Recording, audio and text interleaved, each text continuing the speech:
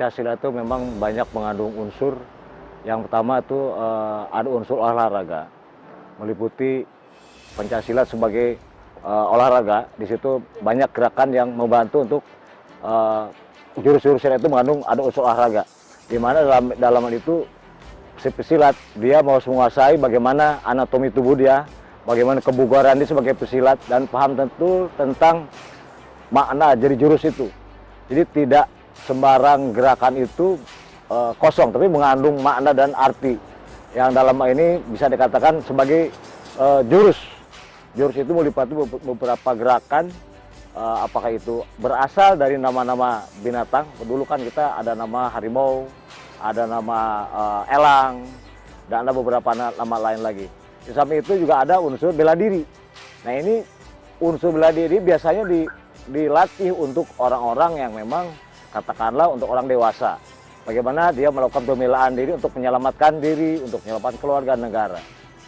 Bela diri ini banyak sekarang di dalam Pancasila itu dipertandingkan, yang sudah dirangkai dalam beberapa skenario jurus yang menggunakan koreo gerakan itu sendiri dan dikemas itu masing-masing oleh jurus masing-masing perguruan. Sehingga dalam pengawasan itu muncullah ada kategori wirasangga, kalau sekarang bisa dikatakan kategori ganda.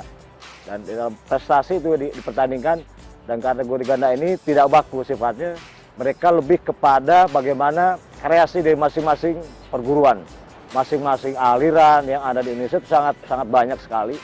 Diawali dari Minangkabau, diawali dari gerakan-gerakan dasar dari masing-masing daerah. Ada juga Jawa Barat situ, Jawa Barat juga termasuk Jakarta, Bali juga, dan ada beberapa daerah lain yang memang saya kira sangat luar biasa. Pencaksilat di Indonesia perkembangannya luar biasa pesat di tiap-tiap daerah. Apalagi sekarang semenjak adanya Asian Games, itu sangat booming sekali karena itulah tuntutan kita bagaimana sebagai pelaku di perguruan, sebagai pelatih perguruan, masing-masing perguruan pencaksilat di Indonesia itu sangat mengapresiasi hasil dari raihan emas di Asian Games kemarin.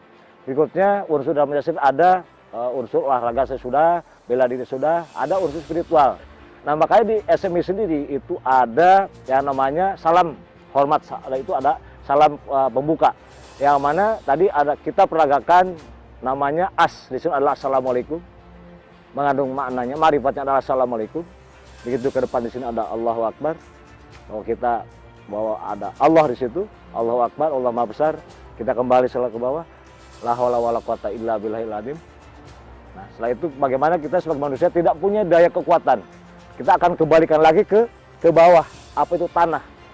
Disitulah ada filosofi kita di SMI, ada menuju ke tanah. Kita akan kembalikan ke tanah. Sehingga tidak ada unsur kesombongan di situ, tidak boleh sombong, tidak boleh takabur dengan ilmu yang kita punya.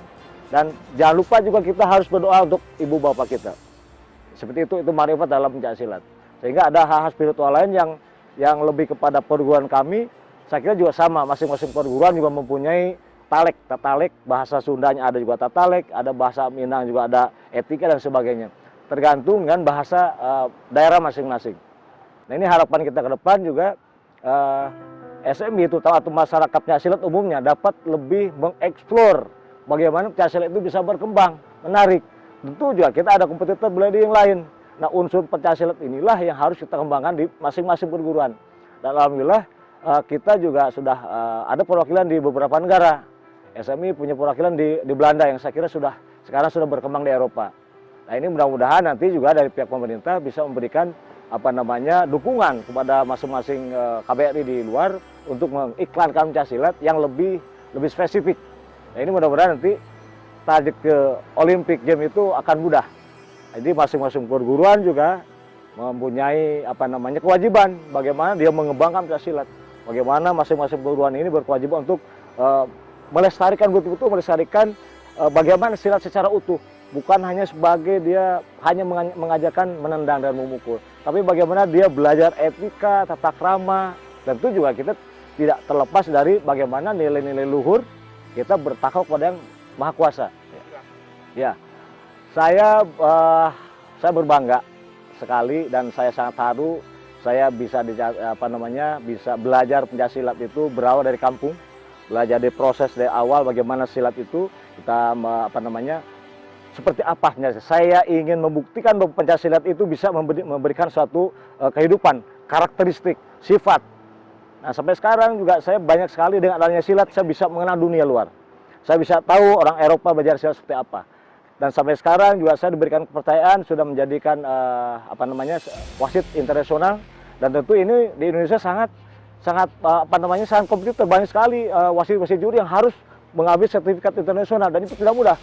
Dia harus menguasai bagaimana teknik apakah itu teknik kuncian, teknik bela diri yang lain, bagaimana mengetahui sifat-sifat senjata, menguasai bagaimana karakter senjata di masing-masing aliran, dan juga kita dijadikan karakter bagaimana seorang pencak harus kesatria memegang teguh kejujuran. Nah, ini saya sekarang sebagai wasit juri ada hal-hal yang sampai guru-guru kita di SMI maupun di IPSI itu bagaimana seorang wasit juri itu harus betul-betul fair, jujur, adil.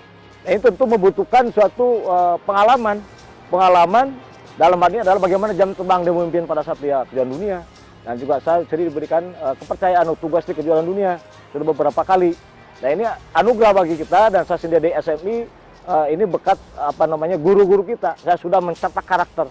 Bagaimana kita bisa membuat satu perguruan itu berkembang baik di negara kita sendiri sampai kita keluar.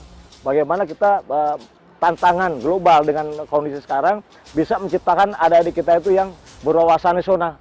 Otomatis dengan pencaksilat dia mempunyai karakter bangsa, dia mempunyai karakter nasional. Dia akan bangga dengan budaya sendiri. Dia tidak peduli dengan budaya luar, tapi bukan berarti kita menolak. Tapi setidaknya kita mempunyai karakter. Saya Indonesia, saya pencaksilat. Ada beberapa pandangan terhadap pencaksilat. Bisa dikatakan kampungan dan sebagainya. Sekarang ini terbalik sudah. Pencaksilat orang cari di mana?